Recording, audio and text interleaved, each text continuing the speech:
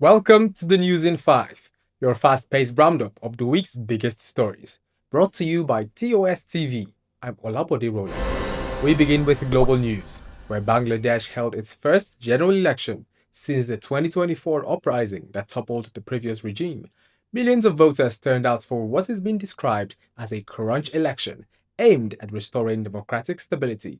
While counting is currently underway, the international community is closely monitoring the results to see if the new leadership can successfully navigate the country's deep political divisions and economic recovery following months of transition. In Africa, tragedy has struck northern Sudan, where a ferry carrying dozens of passengers sank in the River Nile.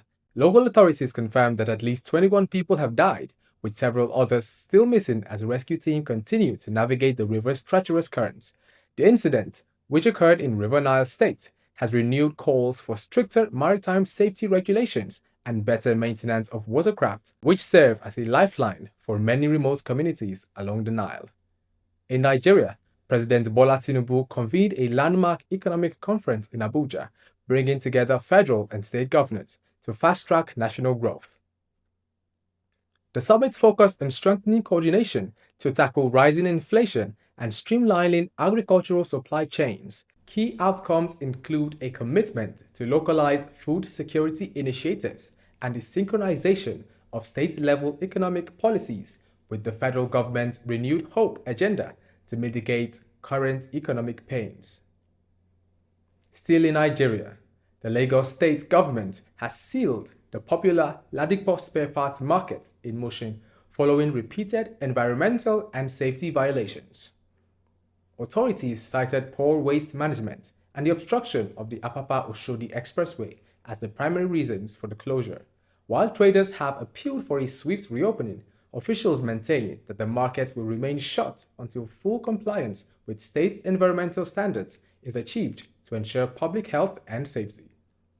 In sports, the 2026 Winter Olympics in Milano Cortina reached its thrilling midpoint this week. Attention has turned to the figure skating arena, where quad god Ilia Malinin is chasing gold, while cross-country legend Johannes Klæbo looks to match the all-time record of 8 Olympic gold medals. Despite some logistical challenges in the Italian Alps, the Games have seen record viewership as world-class athletes compete across 16 disciplines in what is being hailed as the most sustainable Winter Games to date. Now, here's your speed round. Quick-fire headlines from the week. US passes a significant bill ending long-standing tariffs on Canadian imports to ease trade tensions. North Korean leader Kim Jong-un signals his daughter as his likely successor during a high-profile military event. Pope Leo XIV urges Nigerian authorities to strengthen protection for citizens following renewed bandit attacks in the north.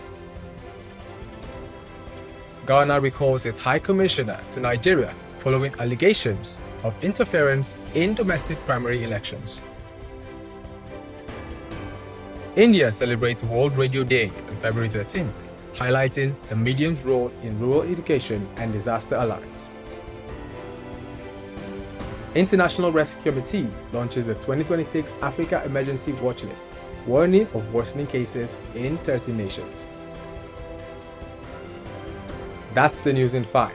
For more breaking news, subscribe, like, and hit the bell icon on TOS TV. I'm Olabode Rowland, and we'll be back next Saturday. Stay informed.